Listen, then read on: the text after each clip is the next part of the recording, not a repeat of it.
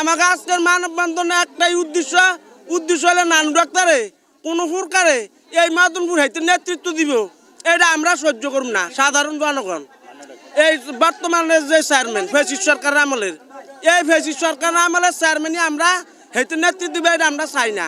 মুলিকের আমলে চেয়ারম্যানই করিয়া সাধারণ মানুষের হানানি করছে, মামলা হামলা গুম খুন। মদনপুর আওয়ামী লীগের আমলে যত বয়স্ক ভাতা, বিধবা ভাতা, যত ফ্যাট ভাতা, পঙ্গু ভাতা আইতো, এটা দিত সরকার আল্লাহর হস্তে।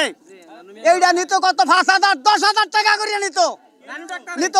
এই চেয়ারম্যান নানু ডাক্তার, অথচ তার সাইন্য মাইন্য তারা এবার এই যে রিলিফ আইতো, আমরা রিলিফ পাইতাম না। কেলিগা আইতো 50 কেজি, আমাকে 20 কেজি, এই বুঝের তো রিলিফ দিছে। তারা আগেও খাইছে, এখনো তারা এই সর আইয়া এখন বিএনপির আমলে আমাকে রেশম দৌড়ে দেশ সারা করিয়া রাখছে, কিন্তু এখনো তারা চায় জোরদার করিয়া দেশ উদ্ধার করিয়া খাইতে বলিয়া। ডাল তুলতো হেরা জেলে কাটফায়, আর আমরা জেলেদের স্ত্রী, আমরা জেলে কাটফাই না কেন?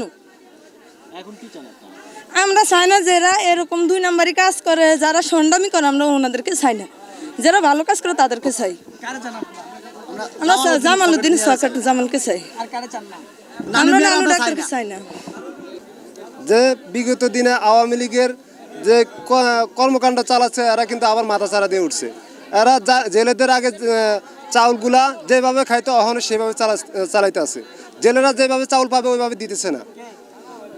AKM নাসির উদ্দিন নান্নু উনি বলে ওখানে আবার এই যে মদনপুরে আসতে যায়, মদনপুরের মানুষ এটা মেনে নেবে না। পেশিবাদ যে একবার পলায় গেছে, সে আবার কেন আসবে? জনগণ তার চায় না এই মদন। আমরা ধরেন 10 কেজি চাউলও হয়নি, যা হেতে দেয় তা হ্যাঁ তো ইস্টাগানা আছে তা করি দেয়। আমরা আইলে হুদাতি যাই গিয়া, আমরা চেয়ারম্যান হ্যাঁ গো আত্মীয় স্বজন আছে তা করলি হেরা চেয়ারম্যানে নানু ডাক্তার, বুঝছেন? আমরা 10 কেজি চাউলও হয়নি। এখন বর্তমানে আমরা চেয়ারম্যানই তারে আমরা দিব না আর রাখবো না।